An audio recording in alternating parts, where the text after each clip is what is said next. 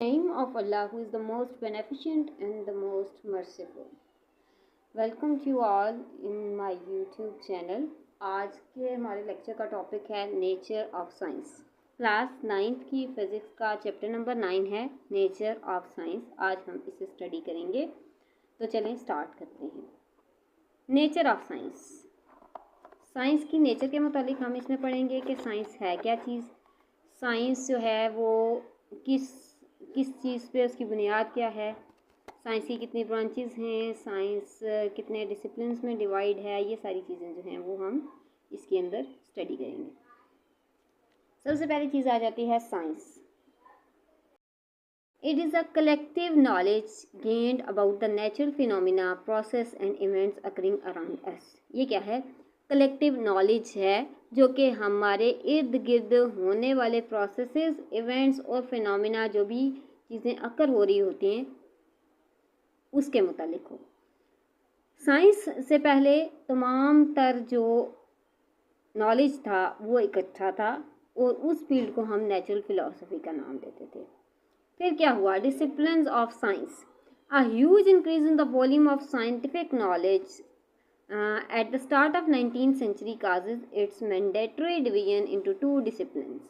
तो फिर क्या हुआ? पहले हमने नेचुरल फिलॉसफी को साइंस का नाम दिया, तो जब हमने देखा कि दिन ब दिन 19th सेंचुरी में मुख्तलिफ एक्सपेरिमेंट्स की वजह से जो है वो नॉलेज इंक्रीज़ होता गया, तो हमने इस चीज़ को मैंडेटरी का मतलब होता है ज़रूरी समझा के डिवाइड कर दिया जाए, तकसीम कर दिया जाए साइंस को दो मेन डिसिप्लिन्स के अंदर। पहला है biological sciences and the other is physical sciences. तो आज हम देखते हैं कि बायोलॉजिकल और फिज़िकल साइंसेस में क्या फ़र्क है। Biological sciences, these sciences deal with the life cycle of living things. ये साइंसेस जो हैं वो डील करती हैं किसके साथ? Life cycles of living things के साथ डील करती हैं। These are about the study of non living things. ये किसके मुतालिक हैं? नॉन लिविंग थिंग्स की स्टडी के मुतालिक। बायोलॉजिकल साइंसेस में अगर मैं एग्जांपल दूँ आपको, तो हम आ जाते हैं लिविंग थिंग्स से ना, इंसान आ जाएंगे, जानवर आ जाएंगे, दरख्त आ जाएंगे, कीड़े मकोड़े आ जाएंगे। उनकी ज़िंदगी का तमाम तर जो साइकिल है वो सारे के सारा बायोलॉजिकल में आ जाएगा। और फिज़िकल साइंसेस क्या हैं? हम चलते हैं, उठते हैं, बैठते हैं, हम फोर्स लगाते हैं, ग्रेविटेशनल फोर्स हमें ज़मीन के साथ जोड़ के रखती है। तो ये सारी चीज़ें क्या आ जाती हैं? फिज़िकल साइंसेस में आ जाती हैं। आगे आ जाता है स्कोप ऑफ फिज़िक्स, कि फिज़िक्स का स्कोप क्या है। This is the fundamental science. Physics क्या है? एक फंडामेंटल साइंस है दैट डील्स विद, जो कि डील करती है किसके साथ? मैटर के साथ, एनर्जी के साथ, स्पेस के साथ और टाइम के साथ। ये चार इसकी जो हैं वो डायमेंशंस हैं फिज़िक्स की। Physics is basically the mutual relationship and interaction of these. Physics क्या है? म्यूचुअल रिलेशनशिप है इन चारों का आपस में, कि ये आपस में कैसे रिलेट करते हैं, क्या ताल्लुक है इनका। इट इंक्लूड्स, ये क्या क्या इंक्लूड करता है, इसके अंदर क्या क्या आ जाता है? व्हेन, कब, हाउ, कैसे, वाई, क्यों एंड रीज़न, वजह क्या है, दिस यूनिवर्स इज़ मेड। कुछ ये सवालात जो हैं वो फिज़िक्स के अंदर आ जाते हैं। कब, कैसे, क्यों और वजह बताएं कि ये यूनिवर्स बनी। स्मॉलेस्ट सब एटॉमिक पार्टिकल, यानी कि मैटर का सबसे छोटा पार्टिकल क्या है? एटम। एटम के अंदर मजीद कितने पार्टिकल्स हैं, उनकी study. Till the largest stars and galaxies. Atom के सबसे छोटे हिस्से से लेकर गैलेक्सीज, बड़ी बड़ी गैलेक्सीज और बड़े बड़े सितारों तक, तमाम के तमाम जितनी भी नॉन लिविंग थिंग्स आ जाती हैं वो फिज़िक्स के अंदर आती हैं। मैटर, मैटर तो आप सबको पता है, anything that has mass and occupy space. हर वो चीज़ जिसका वजन हो और वो स्पेस ऑक्यूपाई करती हो उसको हम मैटर कहते हैं। जैसे कि हमारे पास है कंसेप्ट ऑफ स्पेस। स्पेस क्या है? Space is a 3 dimensional extent. Space क्या है? 3D एक्सटेंट है। 3D एक्सटेंट कैसे? आप मोटू पतलू देखते हैं, कार्टून है, मोटू पतलू देखते हैं या कोई भी कार्टून सीरीज़ आप देखते हैं, तो वो क्या है? 3D है। हमें खाते हुए नज़र आते हैं, पीते हुए नज़र आते हैं, दौड़ते हुए नज़र आते हैं, भागते हुए, चलते हुए, मतलब जैसे हम अपनी रियल लाइफ में चलते फिरते हैं वैसे ही हमें वो कार्टून सीरीज़ भी चलती फिरती नज़र आती है। तो ये हो गया 3D, ठीक हो गया। तो स्पेस भी क्या है? एक 3 डायमेंशनल चीज़ है जिसके अंदर हमारे पास मुख्तलिफ ऑब्जेक्ट्स होते हैं और मुख्तलिफ किस्म के मतलब आप कह लें इवेंट्स अकर होते हैं। इवेंट्स अकर होने से मुराद है मुख्तलिफ किस्म के चीज़ें जो हैं वो रूनुमा होती हैं। जैसे कि it provides a framework to define, space हमें प्रोवाइड करती है, फ्रेमवर्क जगह प्रोवाइड करती है डिफाइन करने के लिए किसी भी चीज़ की पोजीशन को। And motion of object under force, यानी कि एक ऑब्जेक्ट अगर स्पेस में मूव कर रहा है तो उसके ऊपर कौन सी फोर्स लग रही है। एग्जांपल के तौर पे मैं आपको बताती हूँ कि मेरे घर के मुझे कोई बंदा कहता है कि अपने घर की लोकेशन बताएं, तो मैं क्या करूँगी, फ़ोन से लाइव लोकेशन उसको सेंड कर दूँगी, व्हाट्सएप कर दूँगी। सेम एज़ अगर हम चलते हैं तो ज़मीन के अंदर जो ग्रेविटी की फ़ोर्स है वो हमें ज़मीन के साथ जोड़ के रखती है। हम जितना मर्जी ऊपर छलांग लगा के चले जाएं लेकिन वापस हमने ज़मीन के ऊपर ही आना है। तो सेम एज़ हम स्पेस के अंदर कौन सी गैलेक्सी किस डायरेक्शन में है, कौन सा स्टार ज़मीन से कितने दूर है, ये तमाम तर जो चीज़ें हम मेजर करते हैं, ये फिज़िक्स के अंदर स्पेस के कंसेप्ट में आ जाती हैं। आ गया कंसेप्ट ऑफ टाइम, इसको हम चौथी डायमेंशन जो है वो कंसीडर किया जाता है टाइम को। ये क्या करता है, measure the sequence and duration of events. ये मेजर करता है क्या, सीक्वेंस और ड्यूरेशन ऑफ इवेंट्स। मिसाल मैं आपको दे देती हूँ, हर साल हमें छोटी ईद का चांद नज़र आता है। ईद उल फित्र की बात हो रही है। कभी रमज़ान के रोज़े 29 होते हैं, कभी रमज़ान के रोज़े 30 होते हैं। तो हम अंदाज़ा लगाते हैं, बाज़ बड़े बुजुर्ग अंदाज़ा लगाते हैं कि पिछले साल जो है वो 30 रोज़े थे, इस दफ़ा 29 होंगे। अच्छा, पिछले साल 29 रोज़े थे, हो सकता है इस दफ़ा 30 हों। तो वो आपका एक अंदाज़ा आ जाता है। दिस इज़ कॉल्ड सीक्वेंस, के पहले 29 थे, फिर 30 आएंगे, फिर 29 थे, मतलब जिस भी सीक्वेंस के साथ रमज़ान के रोज़े चलते हैं। और ड्यूरेशन, कितना ड्यूरेशन लगता है वो। ठीक हो गया, आगे चलते हैं। वो एग्जांपल्स हो गई ना जो मैंने अपने तौर पे आपको दी। अब फिजिकल एग्जांपल्स की तरफ आते हैं। ऑसिलेटिंग मोशन, एक झूला है वो ओसिलेट कर रहा है, यानी कि वो पहले पीछे जाता है फिर आगे आता है। It depends upon the time interval, ये डिपेंड करता है कि पहले वो उसने पीछे जाने में कितना टाइम लिया और फिर दोबारा वापस आगे आने में कितना टाइम लिया। उसकी फ्रीक्वेंसी कितनी सी, फ्रीक्वेंसी से मुराद दिया कि वो कितनी ऊंचाई के ऊपर पहले गया था, फिर वापस दोबारा अपनी मेन पोजीशन के ऊपर आया, फिर दोबारा आगे ऊंचाई के ऊपर गया, तो ये उसकी फ्रीक्वेंसी के अंदर आ जाएगा।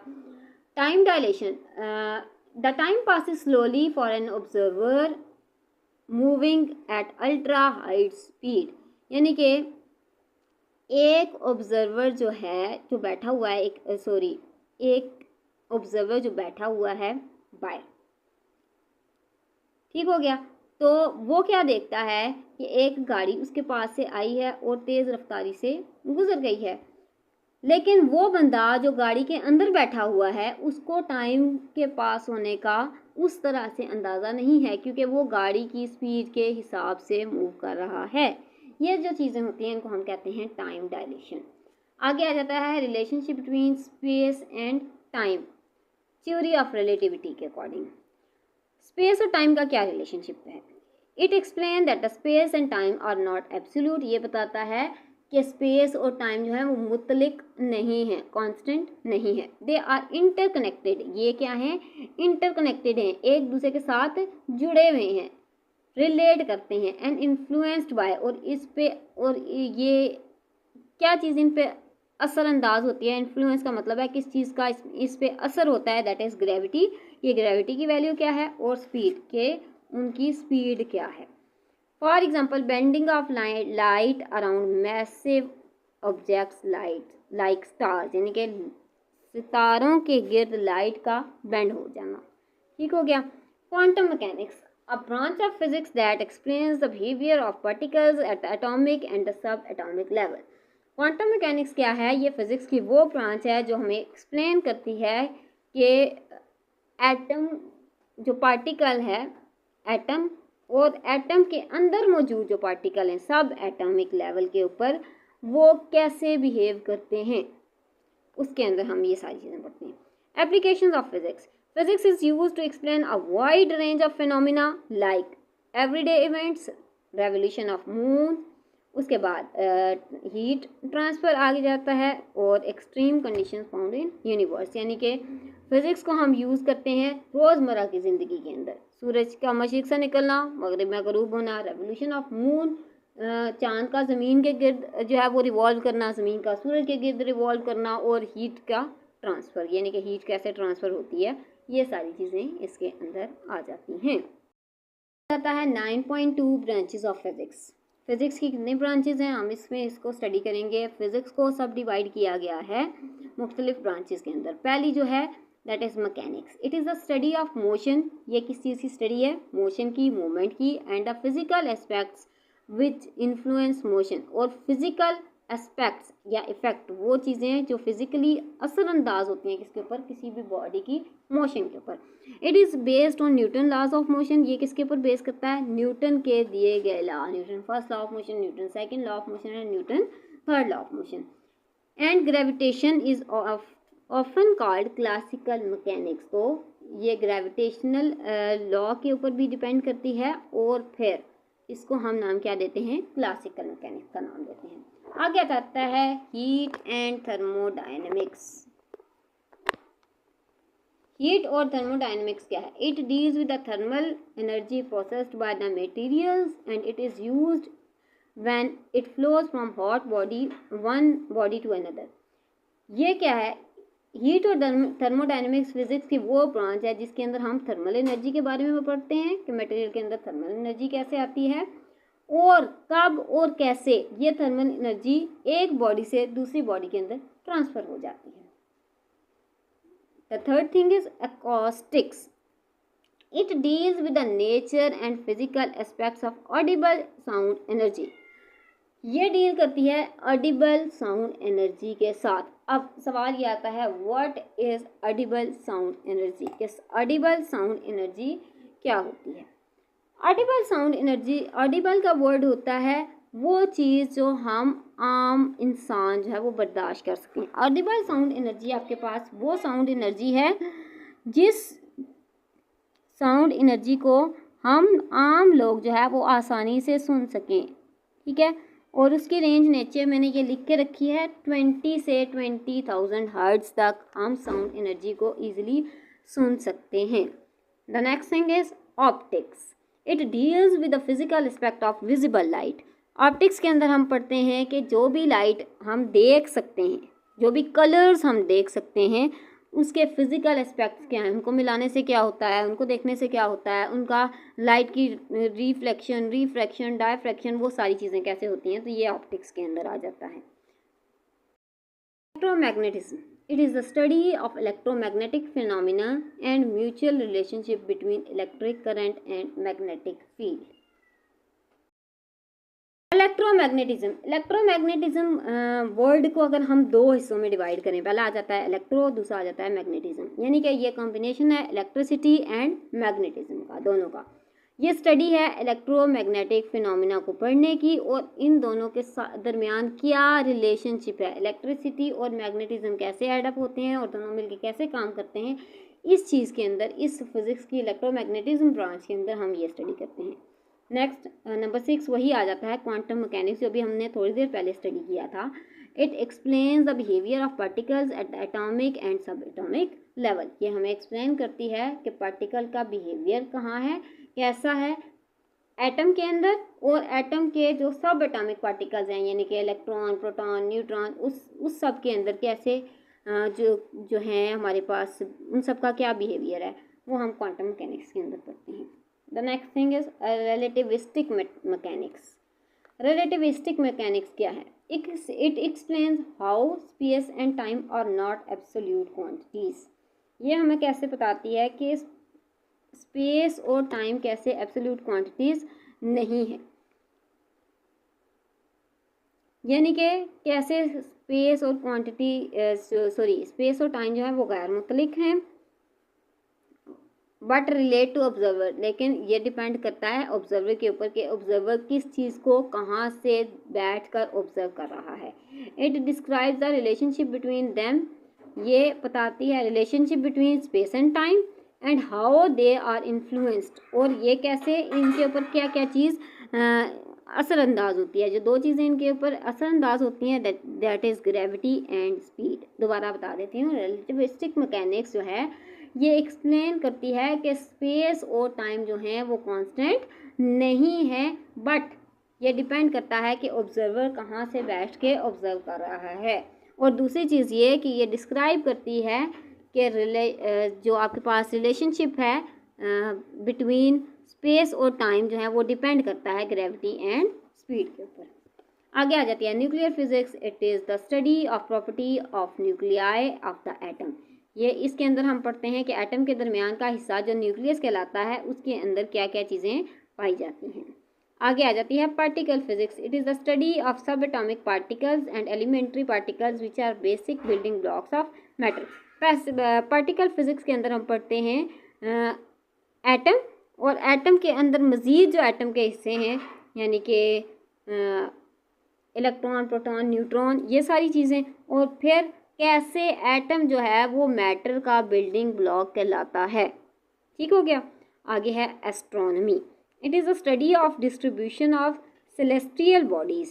ये क्या है? स्टडी है डिस्ट्रीब्यूशन की। किसकी डिस्ट्रीब्यूशन हो रही है? Celestial bodies like planet, stars and galaxies. Celestial bodies वो बॉडीज़ होती हैं जो कि स्पेस के अंदर पाई जाती हैं, जैसे कि प्लैनेट्स हो गए आपके पास, गैलेक्सीज होगी। हर एक गैलेक्सी को हमने अलग नाम दिया हुआ है। प्लैनेट्स के अपने अपने नाम हैं, स्टार्स के अपने अपने नाम हैं। तो हम स्टडी ऑफ स्टार्स को बेसिकली एस्ट्रोनॉमी कहते हैं। ठीक हो गया। आगे आ जाती है cosmology.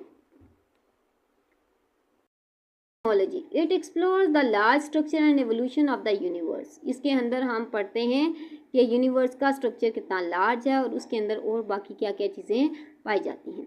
Number 12 solid state physics. It is the study of some specific properties of matter in solid form. ये क्या है? स्टडी है मैटर की किस फॉर्म में? सॉलिड की फॉर्म में। Interdisciplinary nature of physics.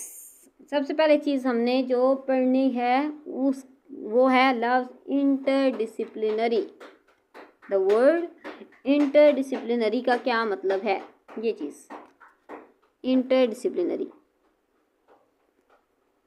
Interdisciplinary से मुराद क्या है? It refers to the integration. ये किससे ताल्लुक़ रखता है? इंटीग्रेशन यानी कि बढ़ाना, एंड इंटरेक्शन क्या रिलेशनशिप है between of physics with various other fields, कि फ़िज़िक्स का दूसरी फील्ड्स के साथ क्या ताल्लुक़ है।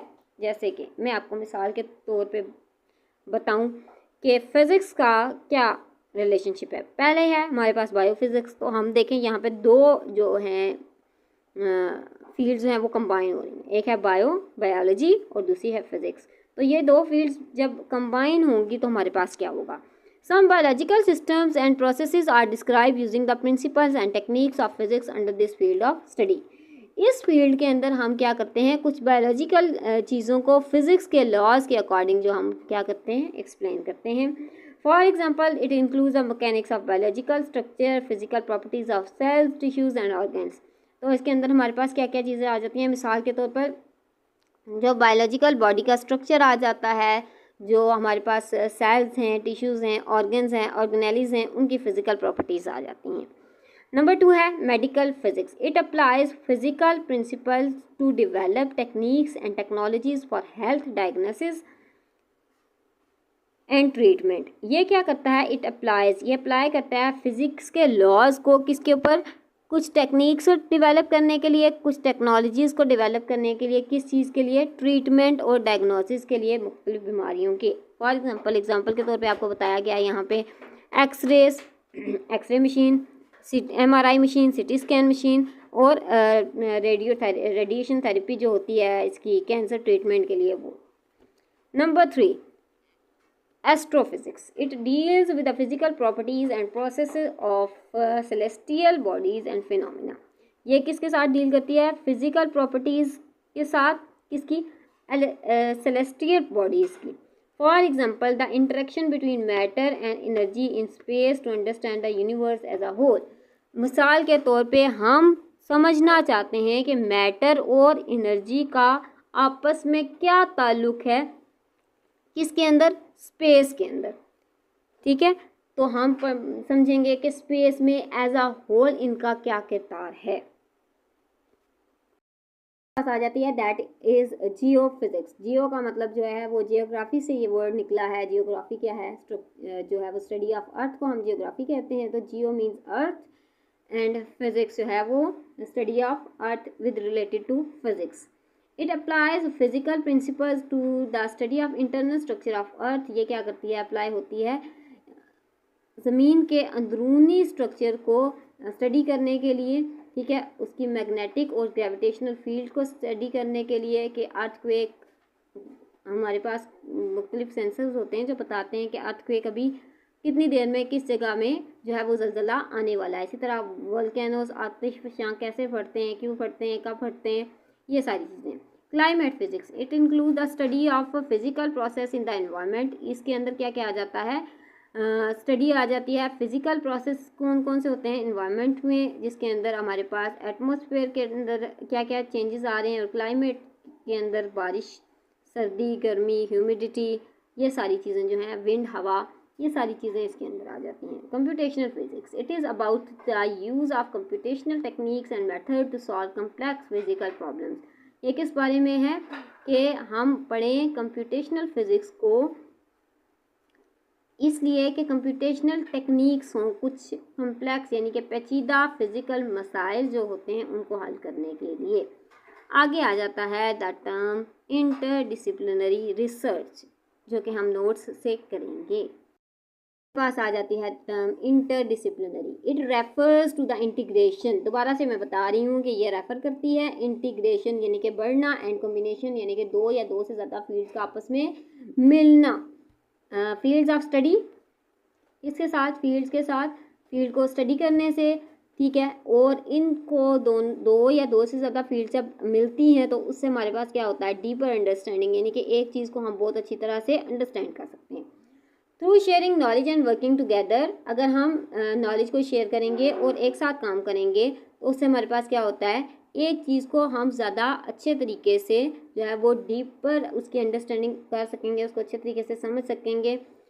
अचीव मेजर मिशन सक्सेसफुल, अगर हमारे पास कोई मेजर मिशन है, हमने कोई एक किसी बड़े चीज़ के बारे में रिसर्च करनी है, तो हम वो बहुत जल्दी उस रिसर्च को सक्सेसफुल कर सकते हैं।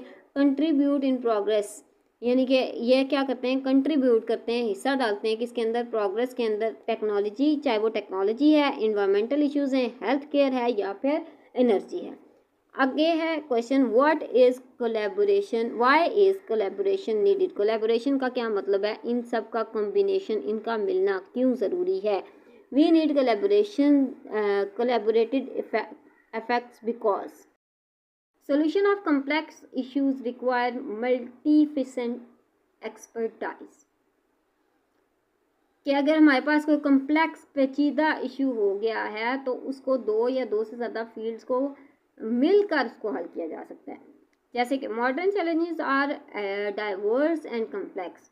मॉडर्न कुछ चैलेंजेस क्या हैं, डाइवर्स हैं, यानी कि बहुत ज़्यादा उनके अंदर डायरेक्शन की हमें ज़रूरत है, एंड कम्प्लेक्स हैं, पेचीदा हैं।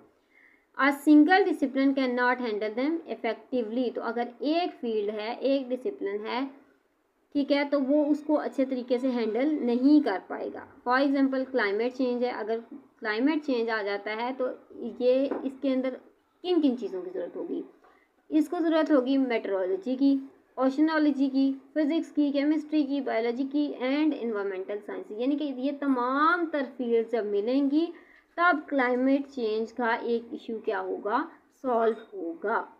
आगे आ जाता है health care. It involves combined efforts of expertise from biology, physics, chemistry and all the medical technologies and data science can combat this challenge. इसके अंदर क्या आ जाता है, कंबाइंड एफर्ट आ जाती है, किस किस की, बायो की भी, फिज़िक्स की भी, केमिस्ट्री की भी, और तमाम तर मेडिकल टेक्नोलॉजीज़ जितनी भी हैं वो सारी मिलेंगी तो हेल्थ केयर का एक हॉस्पिटल बनेगा। यानी कि अगर आप सिर्फ बायो का एक डॉक्टर ला के बिठा देते हैं, उसको कोई मशीनरी नहीं देते हैं, उसको कोई दवाई नहीं देते हैं, उसको और ज़रूरियात नहीं देते हैं, वो कभी भी एक इंसान का अच्छे तरीके से इलाज नहीं कर पाएगा। आगे आ जाती है interdisciplinary approaches. When a multiple perspective and methodologies are combined, जब दो या दो से ज़्यादा फील्ड्स को, मेथडोलॉजीज को कंबाइन किया जाता है, इट लेड टू, ये हमें कहाँ लेके जाती है, इनोवेटिव सॉल्यूशंस की तरफ, यानी कि बहुत जल्दी हमें बहुत अच्छे सॉल्यूशंस मिल जाते हैं। Out of the box thinking, यानी कि अगर हमें एक बीमारी एक जाविये से नज़र आती है तो हम उसको दूसरे एंगल से भी प्रिडिक्ट कर सकते हैं कि अगर हम कहते हैं कि एक बंदे के सर में दर्द है तो ज़रूरी है कि उसकी नज़र ख़राब हो, लेकिन अगर हम ये कहते हैं कि उसकी नज़र भी, जो आई साइड है वो 6/6 है, उसकी आई साइड में फ़र्क नहीं आता, तो फिर उसके सर में दर्द क्यों है, तो वो आउट ऑफ द बॉक्स बात चली जाती है। ठीक हो गया। Break thoughts that are not possible in innovation, तो ये सोचा जाए कि कुछ चीज़ें जो कि पॉसिबल नहीं है, अगर वो हो जाएं तो फिर क्या होगा। आगे आपके पास आ जाता है नैनो टेक्नोलॉजी। नैनो के नीचे देखिए मैंने लिखा हुआ है 10⁻⁹। नैनो जो पार्टिकल होते हैं वो इतने छोटे होते हैं कि उनका साइज -9 की तरफ चला जाता है। इट कंबाइंस, इसके अंदर क्या क्या आ जाता है, केमिस्ट्री आ जाती है, फिजिक्स आ जाती है, मटेरियल साइंसेज आ जाती हैं, और इंजीनियरिंग के कुछ कंसेप्ट जो हैं वो आ जाते हैं। Nano scale material end devices for use in, यहाँ पे नैनो स्केल डिवाइसेस हमारे पास मटेरियल्स बनते हैं किस चीज़ में यूज़ करने के लिए, मेडिसिन में यूज़ करने के लिए, एनर्जी में यूज़ करने के लिए, इलेक्ट्रॉनिक्स में यूज़ करने के लिए। जैसे कि मिसाल के तौर पे मेडिसिन में तो आपको पता है कि आपके पास जो है वो दवाइयाँ बनती हैं। इलेक्ट्रॉनिक्स की अगर बात की जाए तो हम मुख्तलिफ़ टाइप्स की चिप्स इस्तेमाल करते हैं, ये कंप्यूटर के USB और CPU वगैरह के अंदर, मदरबोर्ड के अंदर मुख्तलिफ़ टाइप की चिप्स लगी होती हैं। इसी तरह हमारे जो TV का जो है वो रिमोट होता है, उसके अंदर एक डायोड लगा होता है जिसको आगे हम बल्ब टाइप TV की तरफ उसकी डायरेक्शन करते हैं तो TV जो है वो बटन दबाने पर जो है वो ऑन हो जाता है। Collaboration across these field has improve intelligent systems, अगर इन ये जो कोलैबोरेशन है यानी कि कॉम्बिनेशन है इन फील्ड्स का, इसकी वजह से क्या हुआ है, इम्प्रूवमेंट आई है सिस्टम के अंदर, उनकी प्रैक्टिकल एप्लीकेशंस में इजाफा हुआ है। नंबर 3 है rapid share of knowledge and information across globe. Rapid का मतलब होता है तेज़ी, तो रैपिड का मतलब होता है तेज़ी से। शेयरिंग, शेयरिंग से मुराद है शेयर करना, किस चीज़ का, नॉलेज का, एंड इंफॉर्मेशन यानी कि exchange of knowledge and information across globe, globe कहते हैं ज़मीन को। ठीक है। Collaboration helps to speed up scientific process by sharing, collaboration हमारी मदद करती है क्या, स्पीड अप करने के लिए, साइंटिफिक आइडियाज़ को, आइडिया, रिजल्ट एंड मेथड, यानी कि अगर एक बंदा कोई काम करने जा रहा है और वो काम आपने पहले से किया हुआ है तो आप उसे बताएंगे कि मैंने आइडिया ये लिया था, उसके रिजल्ट्स मुझे ये मिले और मैंने तरीका कौन सा इस्तेमाल किया था। Veg by knowledge is shared, सबसे पहले हमारे पास अब जो अहम चीज़ आ जाती है दैट इज़ वेज, कौन कौन से तरीके हैं जिससे हम नॉलेज को शेयर कर सकते हैं।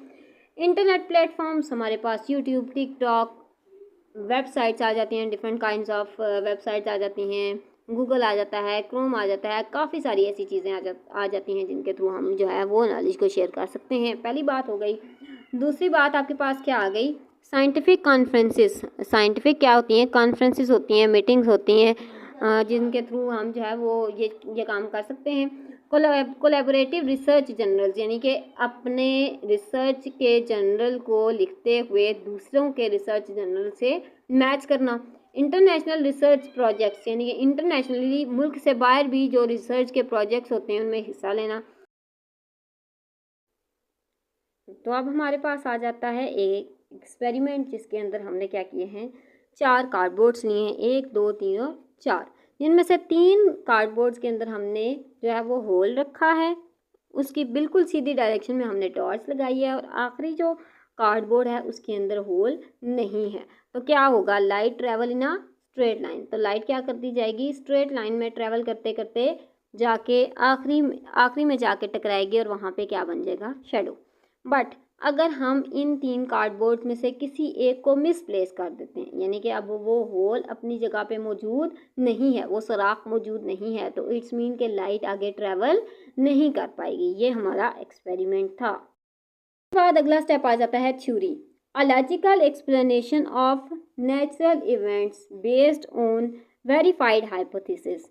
ये एक लॉजिकल एक्सप्लेनेशन है किसकी, नेचुरल इवेंट्स की, कोई भी इवेंट जो अकर हो रहा है किसकी बेसिस के ऊपर, हाइपोथेसिस की बेस के ऊपर। ठीक हो गया, तो उसको हम थ्योरी का नाम देते हैं। जो थ्योरी है it is apply to similar phenomena, इसको सिमिलर फिनोमिना के अंदर हम अप्लाई कर सकते हैं। For example light travels in a straight line, light क्या ट्रेवल करती है, एक स्ट्रेट लाइन के अंदर, ये प्रूव करती है किया गया है थ्रू रिपीटेड एक्सपेरिमेंट, तो इसको प्रूव किया गया रिपीटेड एक्सपेरिमेंट के through. Prediction, theories allow prediction of occurrence in new और अननोन सिचुएशन, थ्योरीज हमें अलाउ करती हैं कि आप प्रिडिक्ट कर सकते हैं, अगर आप अननोन एक सिचुएशन है आपको नहीं पता तो आप प्रिडिक्ट कर सकते हैं वेदर के क्या ये चीज़ अकर होगी या नहीं होगी। जैसे कि if predictions are incorrect then hypothesis are revised और रिजेक्टेड, अगर प्रिडिक्शन आपकी गलत साबित होती है तो थ्योरी क्या हो सकती है, जो हाइपोथेसिस है आपका या जो एक्सपेरिमेंट है वो आपका या तो टोटली रिजेक्ट कर दिया जाएगा या फिर आपको कहा जाएगा कि दोबारा से आप उस चीज़ को करके लाएं। आगे है फाल्सिफिएबिलिटी, देखिए जहाँ पे हमने थ्योरी को या किसी चीज़ को सही साबित करने के लिए बहुत सारे स्टेप से गुजारा गया है, तो वो थ्योरी ऐसे तो कोई बंदा नहीं ना उठ के कह सकता कि ये चीज़ गलत है, उस चीज़ को गलत होने के लिए भी, गलत करार देने के लिए भी कुछ चीज़ों की ज़रूरत होती है। फाल्सिफिएबिलिटी क्या है, एक चीज़ को कैसे, क्या लॉ क्या है, कानून क्या है, किस चीज़ के मुताबिक आप एक किसी थ्योरी को, किसी लॉ को गलत कह रहे हैं। A scientific theory must be testable, कि जो भी थ्योरी जिसको आप गलत तस्वुर कर रहे हैं उसको आपने अच्छे तरीके से टेस्ट किया या नहीं, क्या वो गलत साबित हुई भी है या नहीं। इसके अंदर आपके पास नॉन टेस्टेड क्लेम्स नहीं आ जाएंगे, कि यानी कि आपने उसको टेस्ट नहीं किया और आप दावा कर रहे हैं, तो ये चीज़ उसके अंदर नहीं आ जाती। Distinguishes scientific theories from benefits और एजम्पशंस, ये फ़र्क बयान करती है साइंटिफिक थ्योरीज का कि क्या वो फ़ायदेमंद है भी या नहीं, या फिर उसको एज्यूम कर लिया गया है। कुछ इम्पॉर्टेंट चीज़ें हैं आपके साथ डिस्कस करने के लिए कि theories and laws are man made ideas, theories और लॉज क्या हैं, मैन मेड आइडियाज़ हैं। दे कैन बी डिसप्रूव, उसको गलत साबित किया जा सकता है, और मॉडिफाइड या फिर मॉडिफाइड यानी कि या फिर उनके अंदर कुछ नई चीज़ों को ऐड किया जा सकता है, जैसे जैसे नई डिस्कवरीज होती हैं या साइंस के अंदर जैसे जैसे नई डेवलपमेंट्स आती जाती हैं। Next thing is law. A theory becomes law, एक थ्योरी लॉ कब बनती है ये हम अब चेक करेंगे।